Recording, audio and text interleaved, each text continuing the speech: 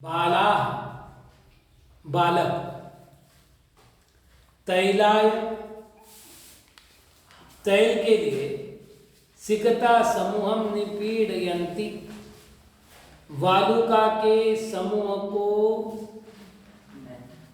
घानी में पेलता है।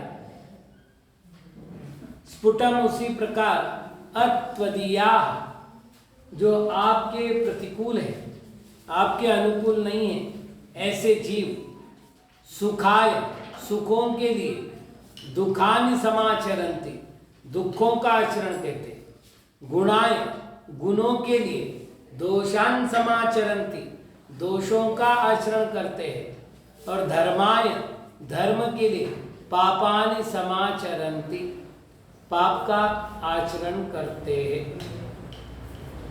भोदेव अत्वदीया त्वत्त परामुखा पुमांस आपसे विमुख रहने वाले पुरुष स्फुटम निश्चितम सुखाय सुखार्थम दुखानि समाचरन्ति सुख के लिए दुख का आचरण करते, गुणाय गुणार्थम दोषान समाचरन्ति गुण के लिए दोषों का आचरण करते, धर्माय धर्मार्थम पापानि समाचरन्ति धर्म के लिए पापों का आचरण करते, पुनः बालस तैलाय तैलार्थम सिक्ता समूहम वालुका पुंजम निपीड़यन्ति पीड़यन्ति इत्यर्थ।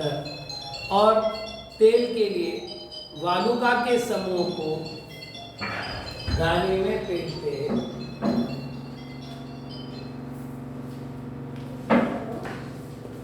जो चर्चा है बड़ी गंभीर है। पहले तो यहाँ दो जीवों की चर्चा है। उदाहरण में दिया है बाला अर्थात दृष्टांत दिया है बाला और दृष्टांत दिया है जना। ठीक, लेकिन विशेषता ये है कि जना शब्द का प्रयोग नहीं किया है, अत्वदीया शब्द का प्रयोग किया है। जना और अत्वदीया में अंतर है। जना एक सामान्य जातिवाचक सर्वनाम है। इसमें वो भी आए जो जिनेंद्र भगवान को अपना आराध्य मानते हैं और वो भी आए जो जिनेंद्र भगवान के प्रतिकूल चलते हैं। लेकिन अत्वदीया इसमें केवल एक ही प्रकार के मनुष्य आए हैं।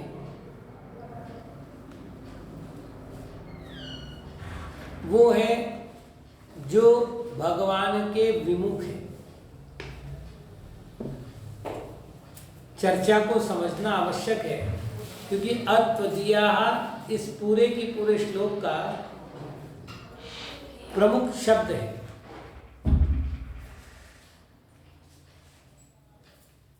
जिनेंद्र भगवान को भगवान नहीं मानने वाले तो नास्तिक है, वो तो सामान्य चर्चा है। लेकिन जिनेंद्र भगवान को भगवान मानने वाले भी ऐसे जीव हैं जिन्होंने जिनेंद्र भगवान के आराधना को लक्ष्य बनाने के बाद भी उस आराधना के साथ जिनेंद्र मत के विरुद्ध कार्य करने की क्षमता दिखाई है। अब इस क्षमता को अपन कहेंगे दुस्साहस। तो दो प्रकार के अत्वदीय शब्द है। वापिस एक बार, ऐसे अनंत जीव है जिनको जिनेंद्र भगवान का महत्व ही पता नहीं।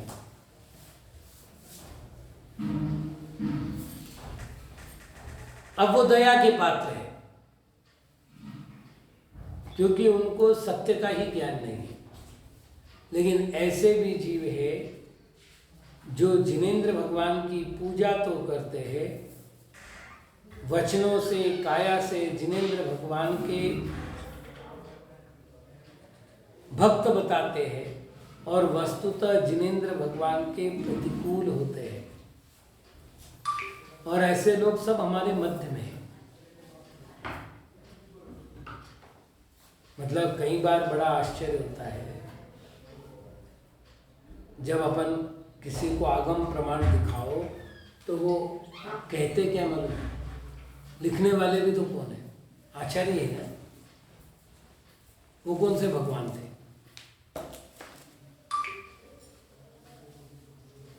कई बार ऐसा होता है, बोले शास्त्रों में लिखा है ठीक है, व्यवहार भी कुछ होता है। तो ये जो है ये सब अद्वितीय लोग हैं, इनमें जिनेंद्र भगवान के प्रति श्रद्धा नहीं होती। ये बाहर से भले ही जैन कहलाते हैं, वस्तुतः इनमें जैनों का लक्षण नहीं पाया जाता, और ऐसे जीव में हित अहित का कोई भी ज्ञान नहीं है। अब ऐसे लोग, अब दोनों की तुलना कैसे कर रहे हैं? तो पहली बात करते हैं अपन, बाला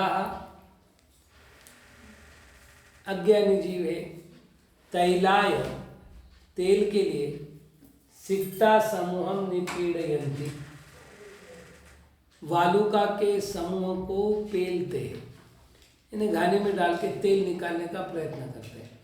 तो जैसे वालुका के समूह से कभी तेल नहीं निकलता, अर्थात उनका ये सारा क्रियाकलाप व्यर्थ जाता है, वैसे जो लोग सुखाय दुखानि समाचरन्ति, अब पहला वाक्य लो, अत्वदीयाः सुखाय दुखानि समाचरन्ति, जो आपके प्रतिकूल है, ऐसे जीव सुख को पाने के लिए दुख का आचरण करते हैं। अब आप देख लीजिएगा, छठहाला में एक श्लोक आता है, वो श्लोक है,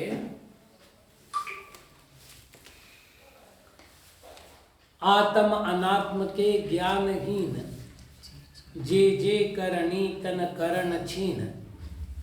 आत्मा और अनात्मा का ज्ञान जिनमें नहीं पाया जाता, ऐसे जीव जो जो कार्य करते हैं वो कार्य मात्र शरीर को क्षीण करता है, आत्मा की कोई प्रगति नहीं कराता।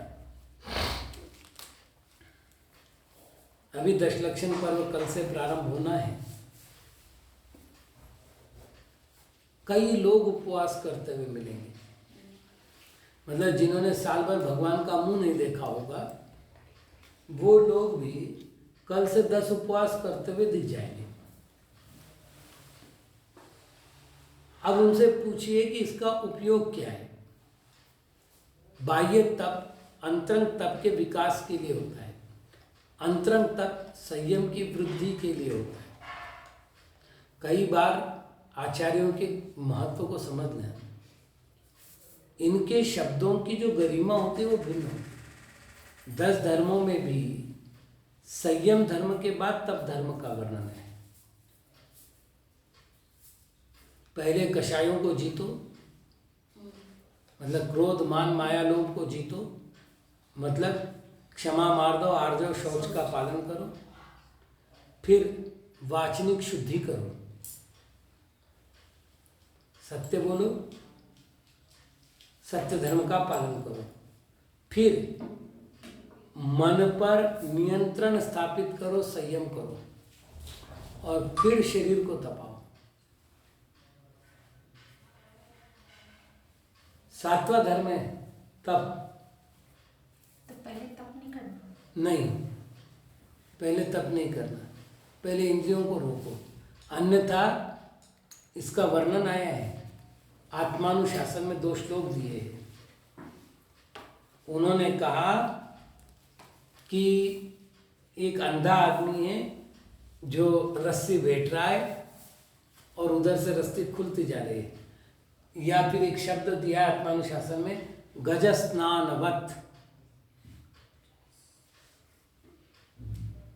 मेरा अर्थ, संयम का अर्थ केवल व्रतधारी बनना ही नहीं है, आपके जीवन में कंट्रोल तो आए। 10 दिन धर्म किया, 11वें दिन जाकर होटल में खाया।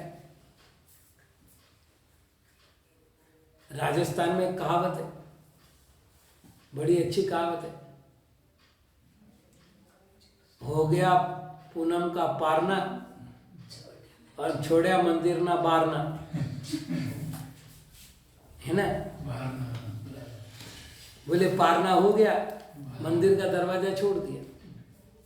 ऐसा ही होता है। मतलब आपसे कह रहा हूँ, मैं तो अपने परिवार में भी जानता हूँ कि 10 लक्षण पर्व जैसे कोई बंदिश करने वाला, सही में बच्चे जैसे ही 10वां दिन पूरा हो गया, मतलब एक तरह से जेल से निकले, जेल से छूटे ऐसे। जेल से छूटे। तो आप मुझे बताइए, ये कोई तप है? ये भूखा मरना है। दिगंबर जैन आगम में तप तक नहीं है जब तक वो अंतरंग विशुद्धि का कारण नहीं है। आप कभी स्वयंभू स्तोत्र का उस वाक्य पर कभी ध्यान लगाइए। बाह्यम तप परमदुश्चरमाचरस्त माध्यात्मिकस्य तपसः परिब्रूहणार्थम। हे कुंथुनाथ भगवान, आपने दुस्तर घोर ऐसा तप किया बाह्य में, क्योंकि आप अभ्यंतर की शुद्धि चाहते थे, अभ्यंतर की विशुद्धि चाहते थे। यहाँ अभ्यंतर में तो कुछ हुआ ही नहीं। 10 दिन जैसे एक रूटीन लाइफ मिली, 11वें दिन जैसे अपने को जेल से बाहर कर दिया गया। तो सुख पाने के लिए दुखानि समाचरन्ति, दुखों का आचरण कर रहे हैं। गुणाय दोषान समाचरन्ति,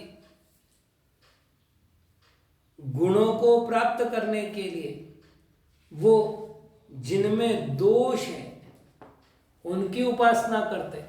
और धर्माय पापानि समाचरन्ति, धर्म प्राप्त करने के लिए, देखिए अजैनों की बात करें तो बहुत से प्रकरण आ जाएंगे। धर्म मूर्ता क्या है? जहां द्रव्य हिंसा होती हो, जहां भाव हिंसा होती है, रागादि भाव हिंसा समेत दर्वित्र स्थावर मरण खेतते क्रियाति ने जानहु कुधर्म। ये तो उनकी बात हो गई। ले हमारे यहाँ क्या है?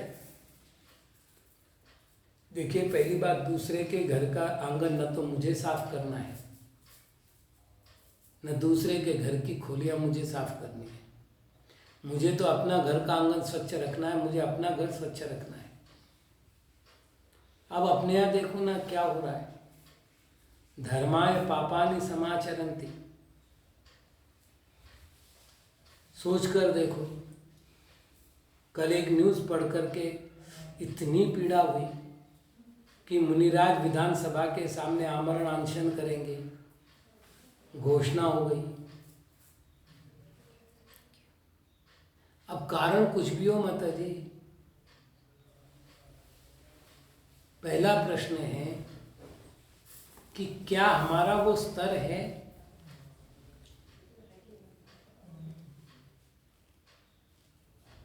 पूरी समाज है भाई, कुछ बातों के लिए समाज को छोड़ो, उनको मार्गदर्शन दो, उनको प्रबोधन दो, वो तो हो ही नहीं रहा है। मतलब कई बातें हैं कि हम धर्म के लिए पाप कर रहे हैं। आमनायों के लड़ाई के नाम पर हम कोर्ट में जा रहे हैं, एक दूसरे को गालियां दे रहे, धमकियां दे रहे। कुछ बातें समूह में बोलने की नहीं है। आप भी ये सारे मीडिया को देख रहे हैं, सोच कर देखिए हम कौन सा धर्म कर रहे हैं। ये छोड़िए, धर्म का फल है रागादि भावों की निवृत्ति। क्या धर्म करने वालों की कषायों की निवृत्ति हो रही है? अरे हमारी ना तो बोली सुधरी है, मन पवित्रता की बात छोड़ो, न बोली सुधरी है, न क्रियाएं सुधरी है। मतलब मेरी क्रियाओं का उद्देश्य है आपको भ्रष्ट सिद्ध करना। इसके अतिरिक्त मेरा कोई लक्ष्य नहीं है। 4 आदमी मुझे सर्वश्रेष्ठ आचार्य माने, ये मेरा लक्ष्य है। अब इसके लिए जितने कपट कर रहा हूं, ये पापानि समाचरन्ति। भाई आप हूं वैसे दिखते क्यों नहीं है? आप हूं वैसे रहते क्यों नहीं है? क्या फर्क पड़ा ना? हम दिखने के लिए अलग है और होने के लिए अलग है। महाप्रभु की भाषा समिति में हाँ, नहीं है।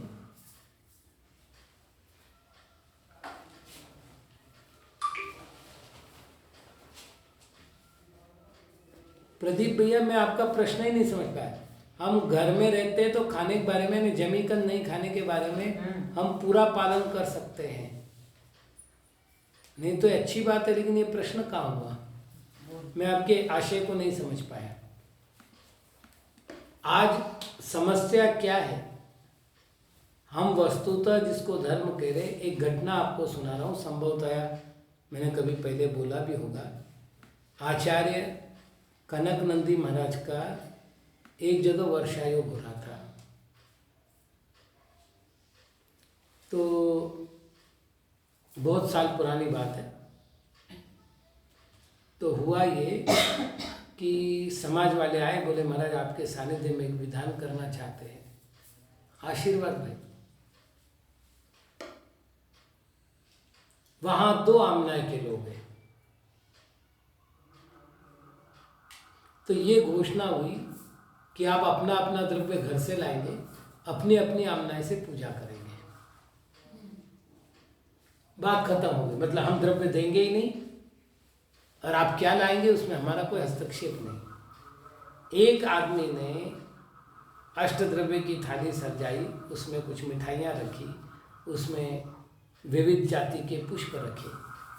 वो मंदिर में आया, इधर से महाराज के संग का आगमन, इधर से उस आदमी का आगमन, दूसरा आदमी दरवाजे पर खड़ा हो गया। उसने कहा शर्म नहीं आती, भगवान को रागी बनाते हो, ऐसी थाली मंदिर में नहीं आ सकते। यूं करके उसने उछाल करके फेंक दी, सीधी थाली फेंक दी, हाथ से लेकर के छीन करके। महाराज रास्ते से आ रहे थे, देखा, संघ को बोला सब मौन लो और कमरे में जाकर बैठो। समाज आए, कोई जवाब नहीं देना, मौन लो, कमरे में जाकर बैठो। सारे साधु अपने चुपचाप, किसी को समझ में नहीं आया क्या हुआ। महाराज भी अपने कमरे में जाकर बैठ गए। अब समाज वाले आए, महाराज विधान को चलिए, महाराज अपने मौन, कोई जवाब नहीं।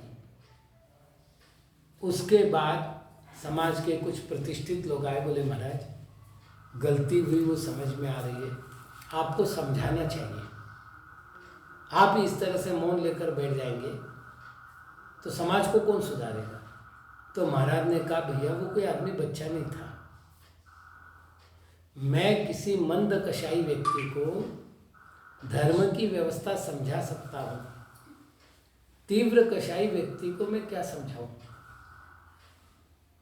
यदि मंद कषाय होती तो किसी के हाथ की थाली छीन करके फेंकता नहीं। तो भैया जहाँ धर्म ही नहीं है वहाँ विधान किस बात का? जब विधान ही नहीं है तो मुझे तो विधान के लिए आमंत्रण किया था, मुझे नहीं आना है। नहीं गए महाराज जी। आज से कुछ साल पहले की बात बता रहा हूँ, 2 ग्रुपों में विवाद हो रहा था। समाज है, महाराज को दया आई, एक महाराज थे, दया आई कि भैया समाज लड़ रही, और वो भी मंदिर परिसर में,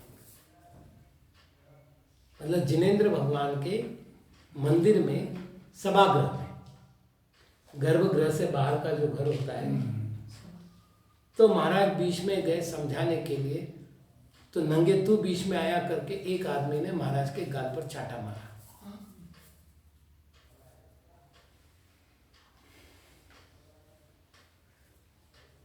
सोचिएगा,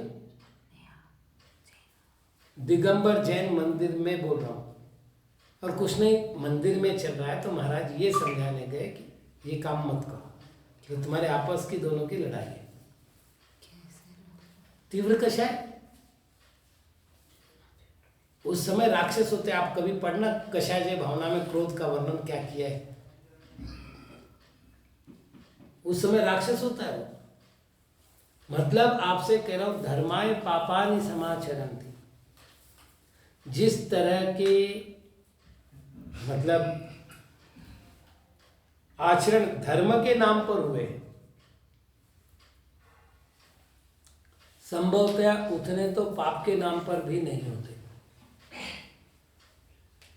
धर्म मेरा वैयक्तिक विषय है, ये हमेशा ध्यान रखना। मैं इसको मेरा शस्त्र बना रहा हूं। मैं कितने उपवास करता हूं देखो, तुम्हारा तो एक टाइम का खाना नहीं छूटता है, साधक बन रही हो। क्या किया मैंने? शस्त्रघात किया है। शस्त्रों से क्या करते? दूसरे को पीड़ा पहुंचाते। तो वचनों से क्या किया? पीड़ा ही पहुंचाई है। कोई धर्म थोड़ी किया। तो मेरा उपवास, मेरा व्रतचर्या, मेरा अध्यात्म मेरे लिए है ही नहीं।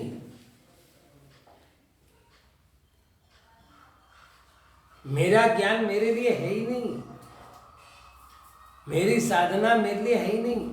ये सारी साधना की पूंजी लेकर के मैं दुनिया में घूम रहा हूं। आप लोग जैसे व्यापार कर रहे हैं ना, मैं मेरे साधना का व्यापार कर रहा हूं। और फिर मेरा बलाबल मेरी साधना से नहीं किना जा रहा है मार्केट में। मेरे पास कितने लोग आए, मेरे पीछे आने वाले लोगों की संख्या कितनी है, मेरे नाम पर खर्चा करने वाले कितने हैं, कितने चौके लग रहे हैं, कितने चौके लग रहे हैं। हाँ, आज आचार्य आदिसागर महाराज की जन्म जयंती है। ऐसे ही एक कार्यक्रम था रतलाम में। गुरु महाराज थे, आचार्य चंद्रसागर जी थे, मैं था, आचार्य स्याद्वात सागर जी थे। ऐसे कुल 4 आचार्य वहां थे। जो भी वक्ता आ रहा है वो एक आदिसागर महाराज इतने महान थे कि शांति सागर महाराज ने उनके कमंडल में पानी भरा है। आदिसागर महाराज इतने महान थे कि शांति सागर महाराज उनको कंधे पर लेकर गए हैं। बस 2 ही तुलना चल रही है। मतलब शांति सागर जी से आदिसागर जी महान है। मेरा नंबर आया, मैंने शुरू किया कि अगर शांति सागर महाराज आदिसागर महाराज की सेवा नहीं करते तो फिर आदिसागर जी में महान होने के कोई गुण दिखाई नहीं देते।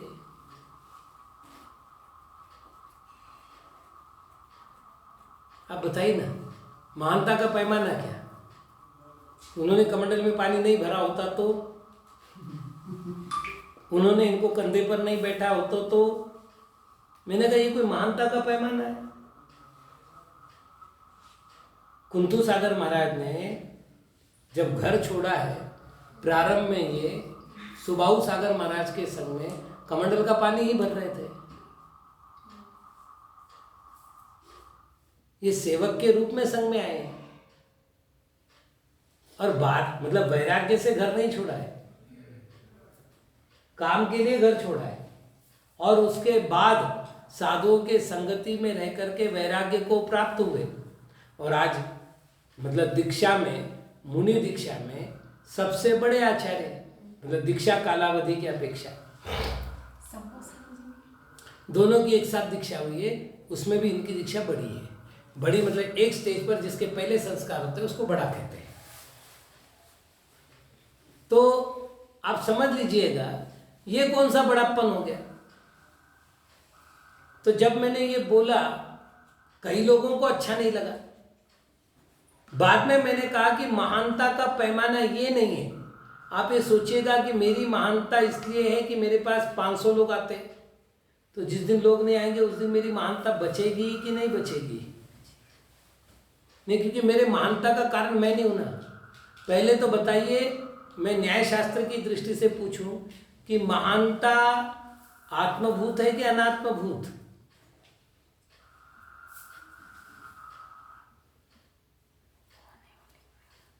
यदि महानता आत्मभूत है तो एक बात पक्की समझो कि मेरे पास कोई आए ना आए, मेरी महानता का कोई चैलेंज ही नहीं है, कोई प्रतिद्वंदी नहीं मेरी महानता का।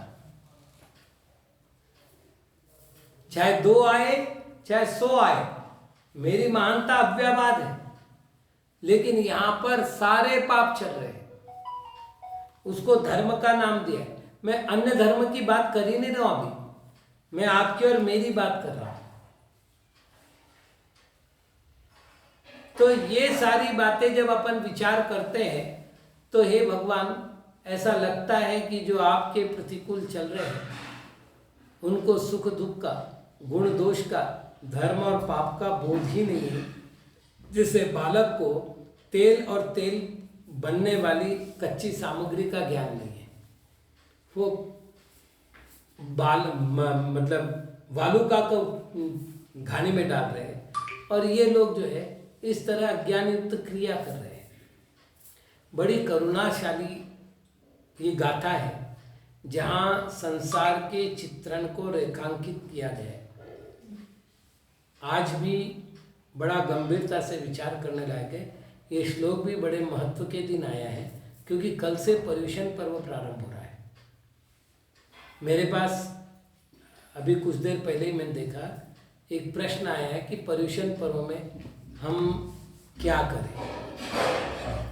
तो मैंने कहा कि व्यक्तिगत, जब मतलब वो व्यक्तिगत मार्गदर्शन चाहता, तो मैंने कहा व्यक्तिगत मार्गदर्शन की बजाय अपन यहीं पर कुछ चर्चा कर लेते हैं।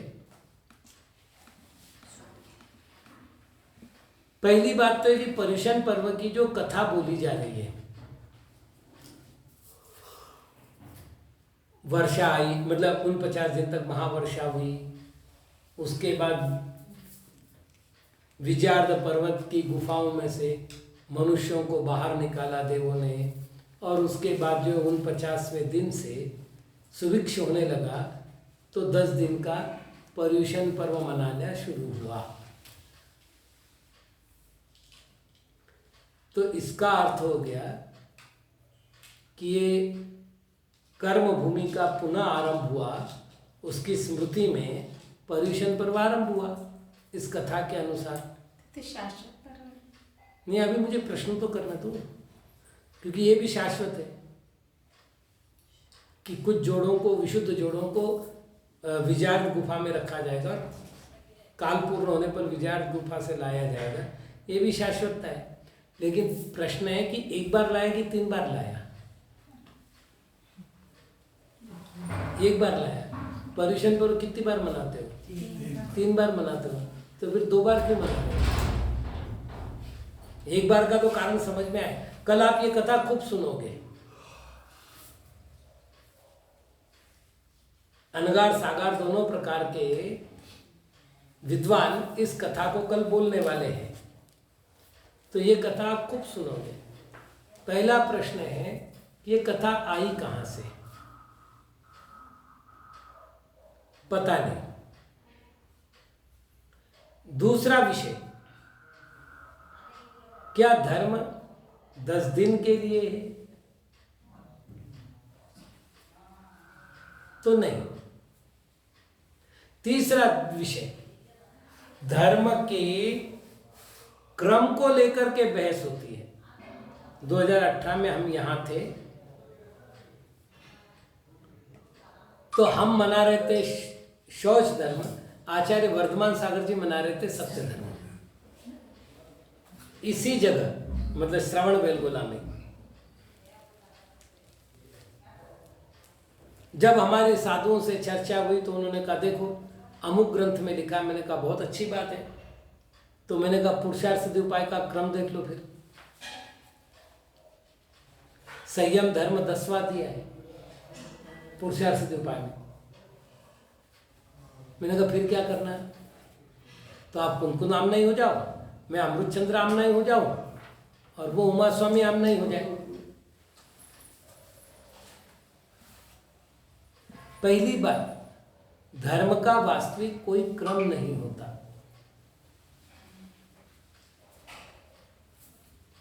ये युगपत प्रकट होते हैं और उपासना में हम लोग एक एक की आराधना करते हैं। यहां तक क्लियर है? जब मुझे बोलना पड़ेगा तो मैं कोई ना कोई क्रम तो लूंगा ना। तो वचन में क्रम है, धर्मों में क्रम नहीं होता।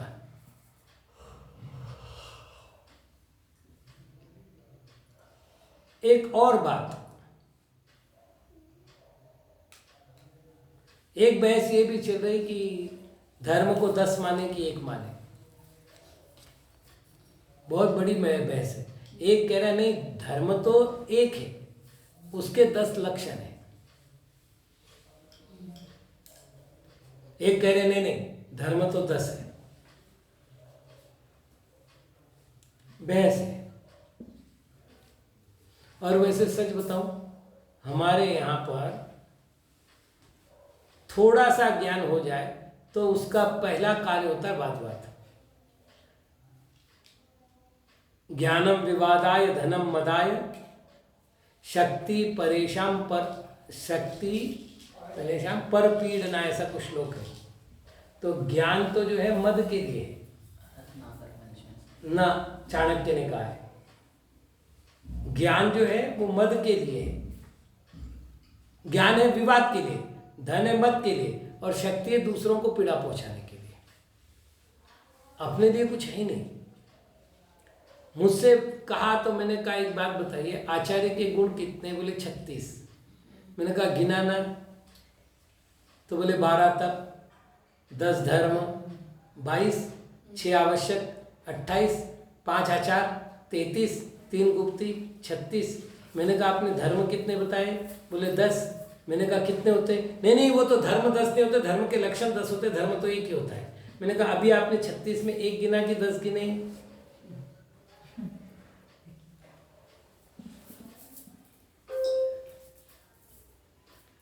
एक और जो बड़ा महत्वपूर्ण विषय, ये जो 10 धर्म है, इसका अनुयोग कौन सा है? सभी लोग इसको आगम का अध्यात्म द्रव्यानुयोग करें। इसलिए परिभाषा क्या बना रहे मालूम है? आत्मा का आत्म स्वभाव में रमण करने का नाम ही क्षमा है।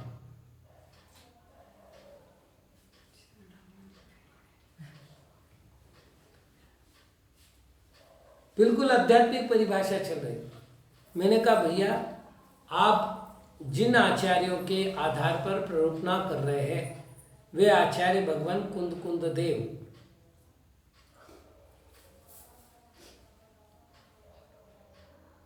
बारस आणुवेक्षा में 10 धर्म को निर्जरा के उपाय बता रहे हैं, और उपाय सारे क्रियात्मक है। उनके प्रमुख टीकाकार आचार्य अमृत चंद्र जी महाराज पुरुषार्थ सिद्धि उपाय में कहते, अब तक मैंने श्रावक धर्म कहा, अब मैं श्रमणों का धर्म कहता हूं। और श्रमणों के धर्म में उन्होंने 10 धर्मों का वर्णन किया। राजवार्तिक को उठा करके देखा जाए, राजवार्तिक में एक प्रश्न किया गया है कि महाराज जी, धर्म के साथ उत्तम शब्द का प्रयोग क्यों है? अब तत्वार सूत्र देखो, 2 विशेषण है धर्म के साथ, एक तो उत्तम और दूसरा धर्म, बीच में 10 नाम है। तो उत्तम शब्द आद्य दीपक है और धर्म शब्द अंत दीपक है, और बीच में 10 नाम है। आप सूत्र देख लो, उत्तम क्षमा मार्दव आर्जव शौच सत्य संयम तपस्त्यागा किंचन्य ब्रह्मचर्याणि धर्म।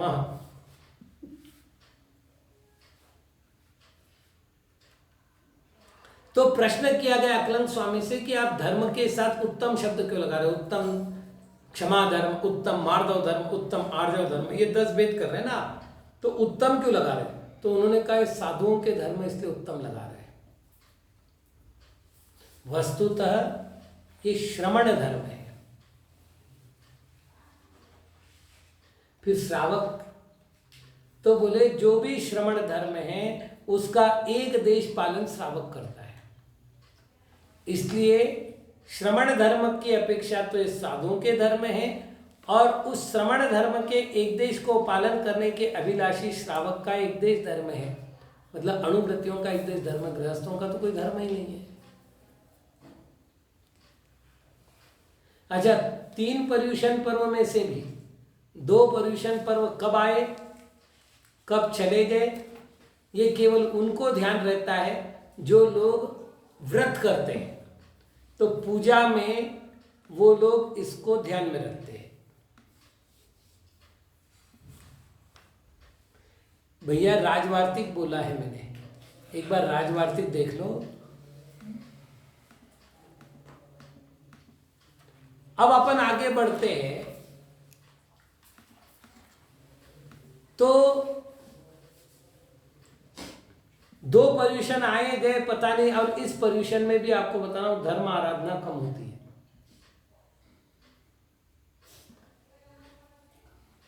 मतलब सच कह रहा हूं, धर्म आराधना को टाइम ही नहीं मिलता।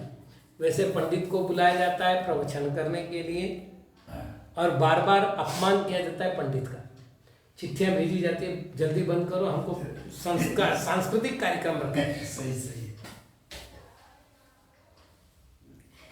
इधर आरती चलती रहती है, इधर पंडित का प्रवचन चलता रहता है। जैसे ही आरती पूरी हो गई, मतलब 10-20 आदमी भी बैठ जाए प्रवचन को, तो पंडित जी का भाग्य।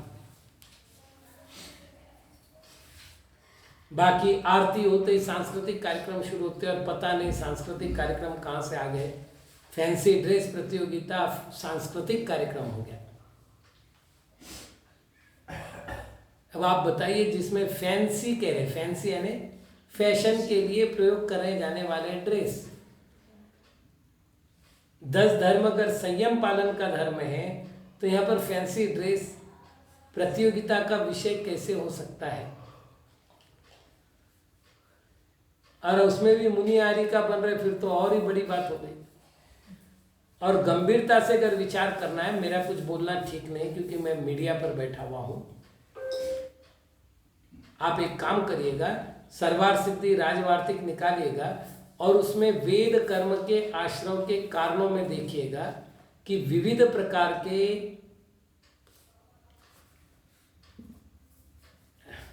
श्रृंगार आदि करके जो भी किया जा रहा है, उससे कौन से कर्म का आश्रय होता है। फिर मुझे बोलना नहीं पड़ेगा कि फैंसी ड्रेस प्रतियोगिता करनी कि नहीं करनी।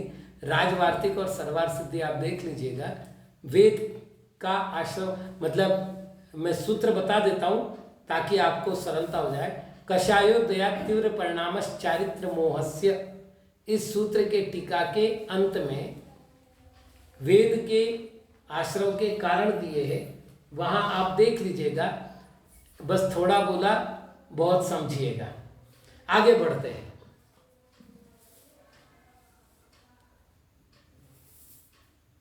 पर्युषण पर्व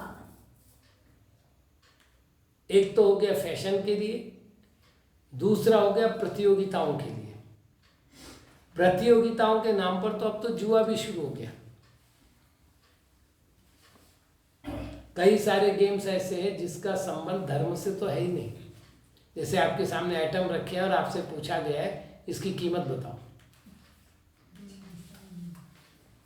और फिर बड़े बड़े पुरस्कार उस पर दिए जा रहे हैं। अब इसका धर्म से क्या संबंध है? मतलब पर्युषण पर्व हो और लाखों रुपए का इधर से उधर हेरफार ना हो। भाई पुरस्कार के नाम पर, अमुक के नाम पर बच्चों को इकट्ठा करने के लिए कुछ ना कुछ दिया जा रहा है। ये सोच रहे धर्म प्रभाव ना हो रही। अरे मतलब तुम्हारा धर्म इतना सस्ता है कि पेन बांटने से लोग मंदिर आ जाएंगे, और कितने दिन लाओगे? होता है कि बांटते समय 50 आदमी रहते, कार्यक्रम शुरू होता तब 2 आदमी नहीं होते, तो फिर धर्म प्रभावना क्या हुई? तो कई सारे विचारनीय विषय है। वस्तुतः क्या हम पर्युषण पर्व को उसी गंभीरता से, उसी संयम के साथ, उसी गरिमा के साथ पालन कर पा रहे हैं? ये बड़ा महत्वपूर्ण विषय है। मतलब जिन लोगों को हरी नहीं खानी, पता नहीं हरी पीली का विषय कहाँ आया। अब हंसी जो समाज के सामने समस्या है मुझे रखने दीजिएगा। मेरे संग में एक आरिका माता जी थी, उनको हरि का बड़ा विकल्प था। हरि में हिंसा होती है, अच्छा पता नहीं, मतलब अष्टमी को खाए तो हिंसा, सोमवार को खाए तो हिंसा, नवमी को खाए तो अहिंसा, मंगलवार को खाए तो अहिंसा।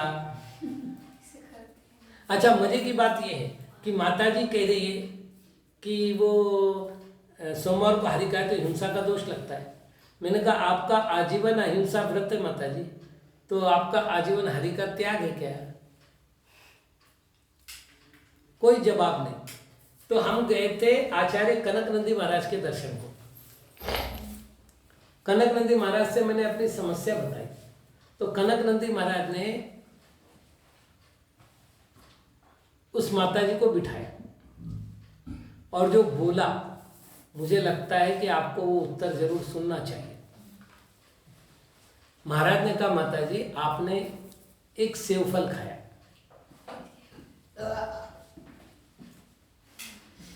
तो कितने बीज गए?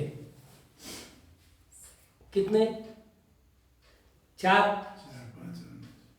सेवफल में कितने बीज होते हैं? 8 मान लो, अपना क्या दिक्कत है। अच्छा महाराज आज आपने रोटी कितनी खाई? 4। अरे आप बताओ ना कितनी खाई? 3। 10। इतना खाओ तो कल्याण हो जाए। अपन मान लेते 4। एक रोटी में कितने गेहूं लगे? कम से कम 100। अरे कम से कम बोल रहे ना अपन, 100 गेहूं लगे। तो आप मुझे ये बताइए 100 गेहूं लगे तो गेहूं तो बीज है। बोले सेवफल में 8 बीज मान रहे अपन, 8 बीज का त्याग आपने किया और 100 बीज खाए,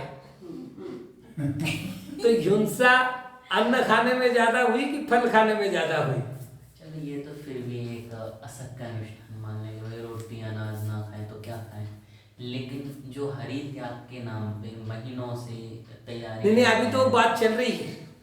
मतलब मैं ये कह रहा हूं, उन्होंने ये कहा कि भाई आप अगर सेवफल खा रहे हैं तो 8 ही बीज का नुकसान किया है, लेकिन आपने अगर गेहूं खाया है तो 100 बीजों का नुकसान किया है। तो बताइए कि हिंसा ज्यादा किस में हुई आपके अनुसार? हमारे अनुसार तो दोनों में ही हिंसा नहीं है, हमारी बात ही नहीं कर रहे हम तो आपके अनुसार कह रहे हैं। तो बोले कि सोच कर देखो। उसके बाद माता जी ने कभी जिद नहीं की, हरि त्याग की। अब उसके लिए मालूम है महीना 15 दिन से हरी सुखाई जाती, पोल्यूशन पर्व आ रहा है। अभी 2-4 दिन से एक ग्रुप में एडवर्टाइज चल रही है कि पोल्यूशन पर्व में क्या खाए। भाई हरी नहीं खाना है तो क्या खाए, जमीगन नहीं खाना है तो क्या खाए। मतलब अब बड़ी समस्या हो गई। ज्ञान बगाड़ने वाले को भी विषय बहुत अच्छे मिल जाए। मौका मिला कि अपना ज्ञान चालू। मीनू भी आ गया है। हाँ मीनू भी आ गया। हाँ वो भी आ गया। कोर्स भी बनाया हुआ है। अच्छा चलो बढ़िया, बहुत बढ़िया। मतलब आप सोचिए कि हमारा सुबह से शाम तक लक्ष्य, मतलब पर्यूषण पर्व में भी हमारा लक्ष्य अभी तक भोजन में ही अटका हुआ है। अभी पर्यूषण पर्व आया ही नहीं है। सच ये है कि ज्यादा से ज्यादा धर्माराधना हो। देखिए 365 दिन सबके लिए शक्यानुष्ठान नहीं है, तो जैसे तैसे वो 10 दिन का समय निकाल रहे हैं। कसाई भी ज्यादा होती है 10 दिन। नहीं अपन भैया अपन थोड़ा सा सरल बात करें। आप 365 दिन अभिषेक नहीं कर पा रहे, ठीक है, पूजन नहीं कर पा रहे, ठीक है, 10 दिन कर रहे हो, कोई बुरा नहीं है। 10 ही दिन करो, कोशिश करो 10 के 12 हो जाए, 12 के 15 हो जाए। एक समय आवे कि 365 की 365 दिन हो जाए। लेकिन जब तक नहीं आते 10 दिन मत छोड़ो, इतना तो करो ही करो। जितना जम सकता ही तम की रही। तो आप 10 दिन पूजा कर रहे हैं, पूजा में समय लगा रहे हैं, तो बाकी समय आपका जो मैनेजिंग है वो बिगड़े नहीं, इसलिए हमने कहा कि थोड़ा सा भोजन संबंधित आरंभ कम करो, ठीक है ना। क्योंकि भोजन बनाने में जो समय जाता है, भोजन का समय भी प्रायः सुबह का ही है और पूजन का समय भी प्रायः सुबह का ही है, तो दोनों टकराते हैं तो दोनों में से एक ही होगा। तो हमने क्या किया, भोजन में थोड़ी सी कटौती की और वो समय जो है हमने इधर लगाया पूजा में, तो अच्छा किया। तो हमारे आरंभ कम हो रहे क्या कि कुछ नई डिश बनाने की सोच करके हमारा पूरा टाइम उसमें जा रहा है। मैं तो खंडेलवाल हूं ना, घटका तेरस बोलते आकिंचन धर्म के दिन को, घटका तेरस। उस दिन दाल बाटी चूरमा बनता है हमारे खंडेलवालों में, क्योंकि चौदस का उपवास करना होता है ना। हाँ तो आप खंडेलवाल है ना, तो यही तो बोल रहा हूँ मैं, खंडेलवालों का भोजन है।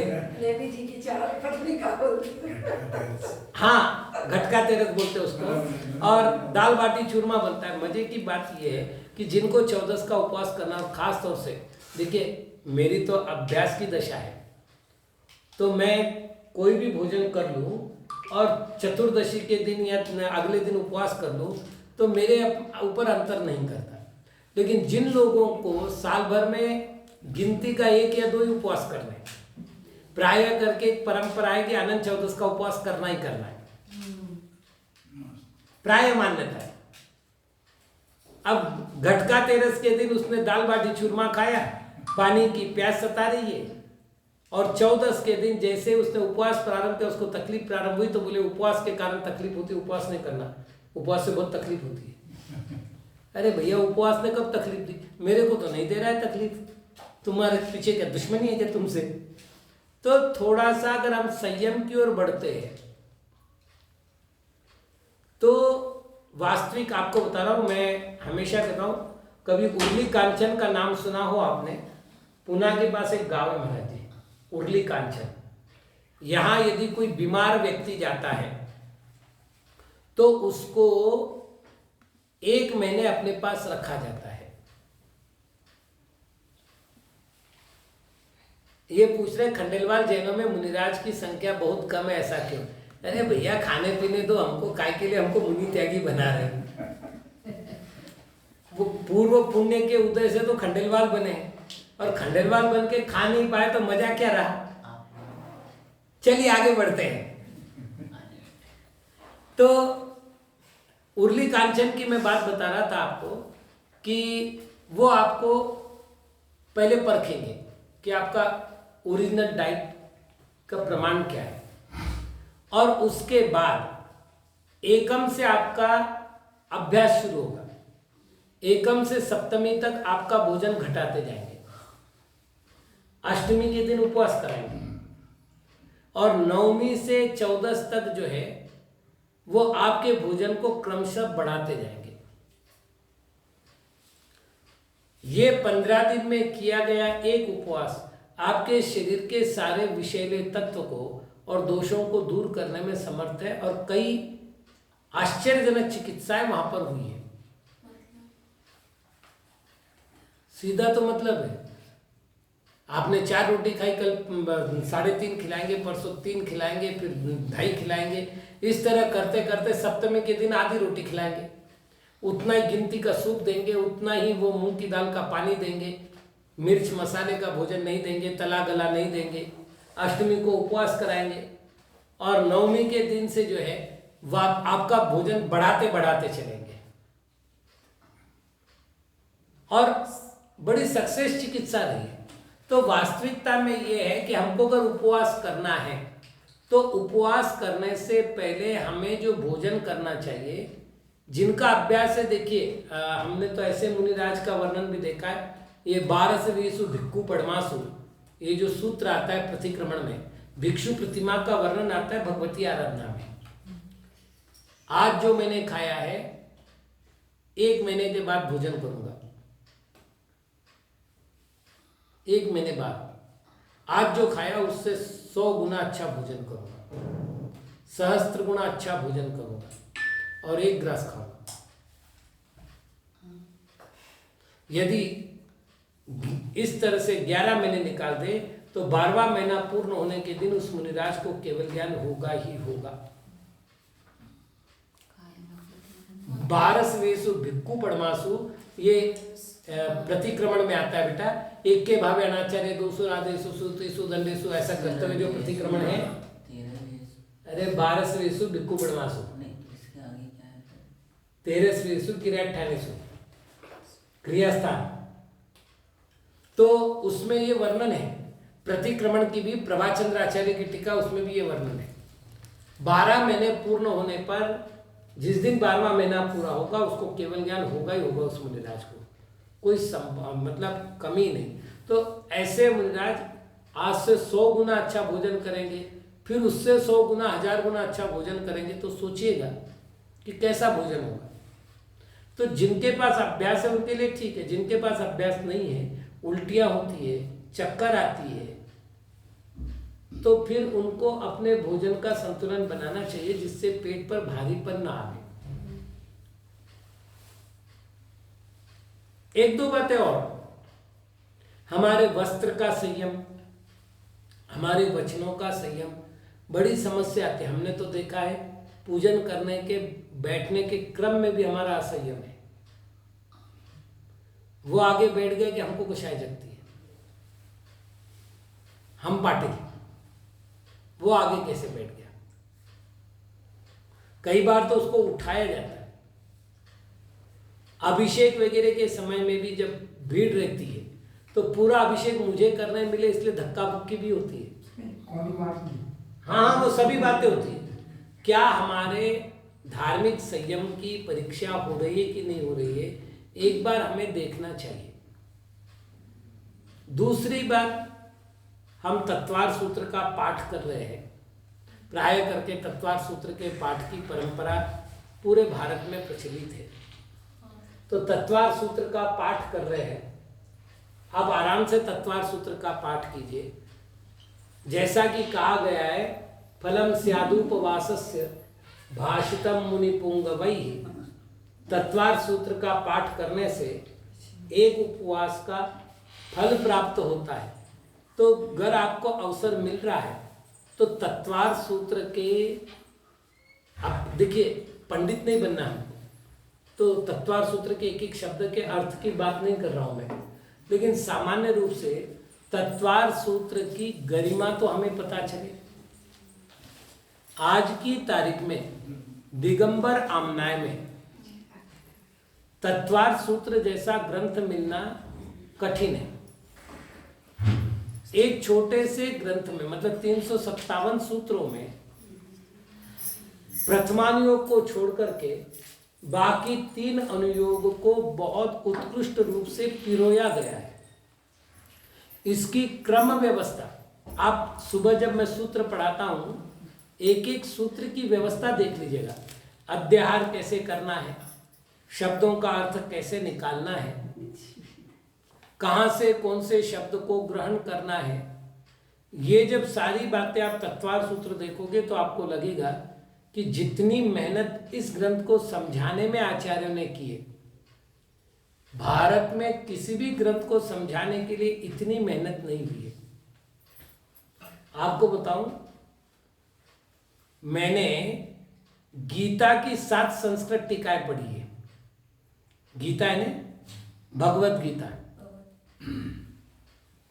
तो भगवत गीता के 7 टीकाओं में बहुत ज्यादा अंतर नहीं है, कुछ विशेष प्रकरणों को छोड़ करके।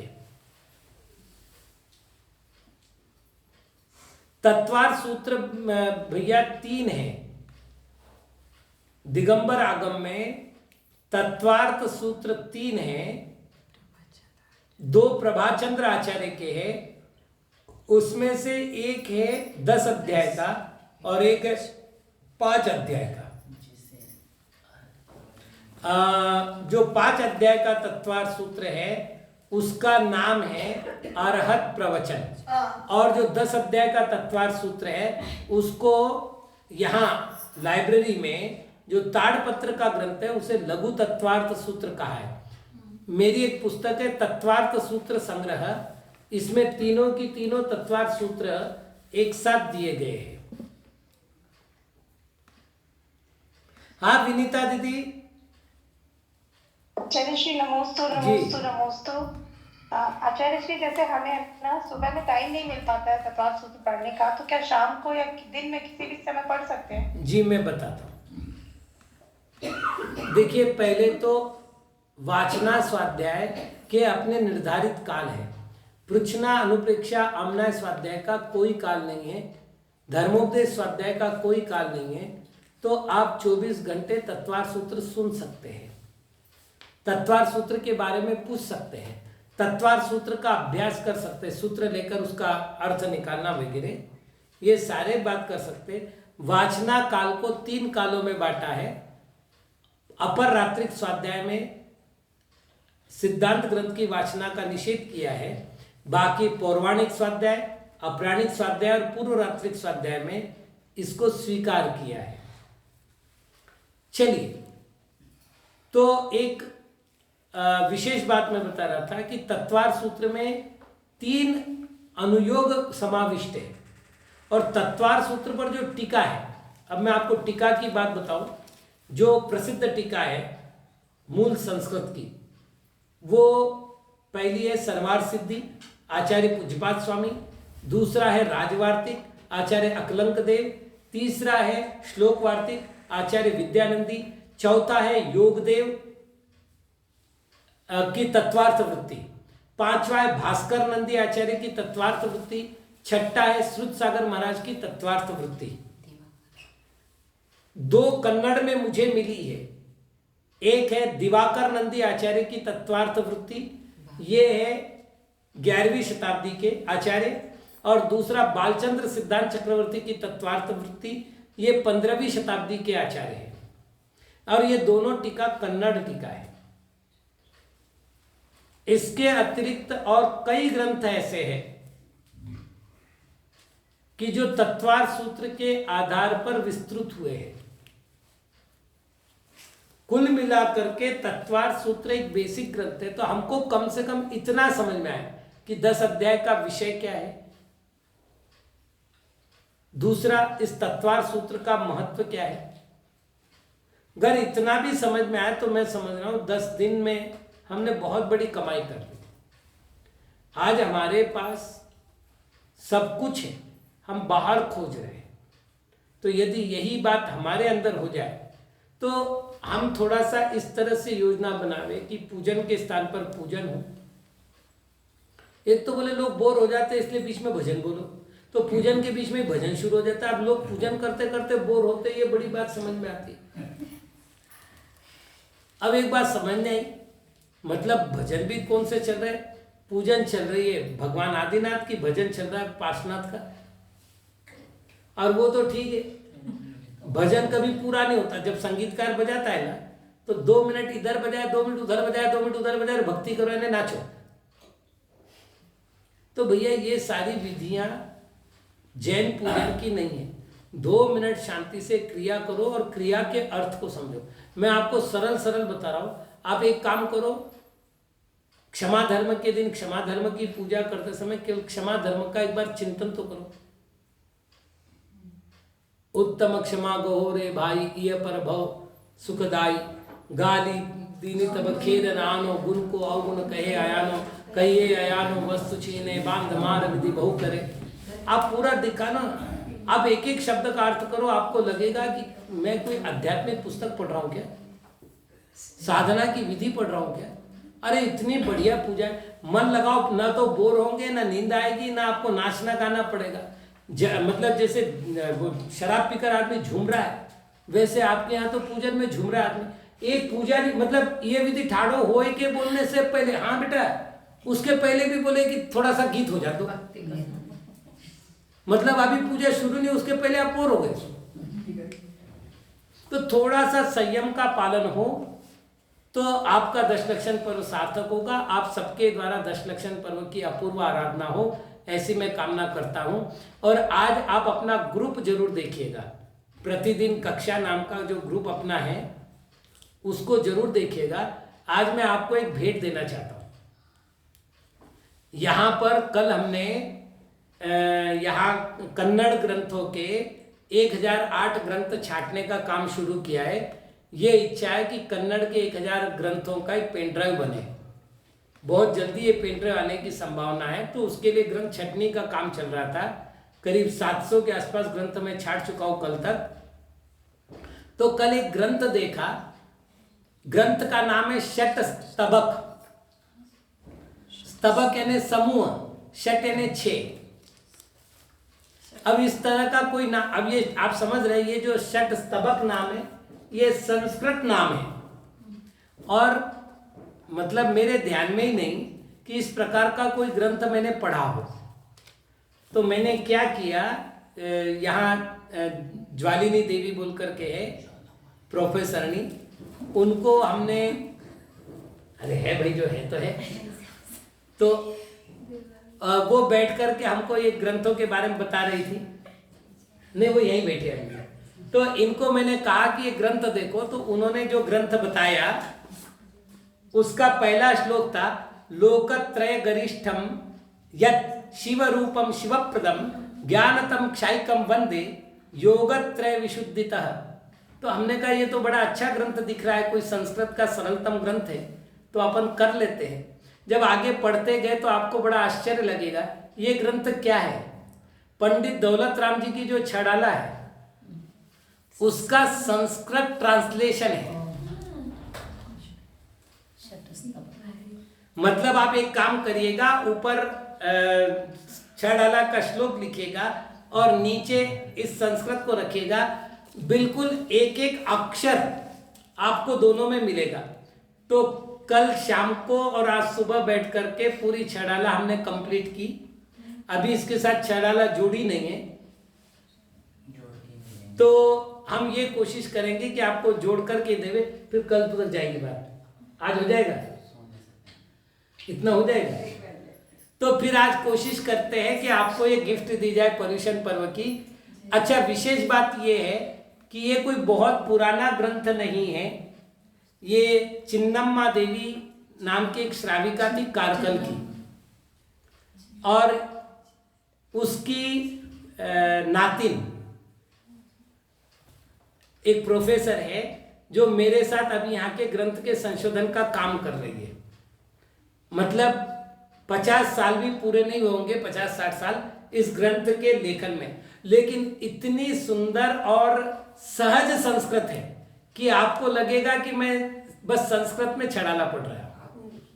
तो मैं प्रयत्न करता हूँ आज रात को हो जाए ठीक, नहीं तो कल सुबह आपको मिले। और ऊपर अपन छड़ाला रखेंगे और नीचे जो है संस्कृत श्लोक रखेंगे, ताकि एक साथ हो जाए और एक साथ लाभ हो। तो आप प्रयत्न करिएगा, इस ग्रंथ का स्वाध्याय आपका 10 दिन में पूरा हो। केवल पढ़ना ही तो हो जाएगा आराम से। बाकी समय चर्चा समय मिलने पर। ओम नमः।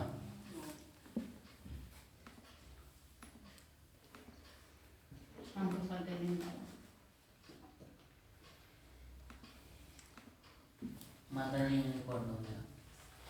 महाराज जी बोल मत लो, बस बात कर। बोलो।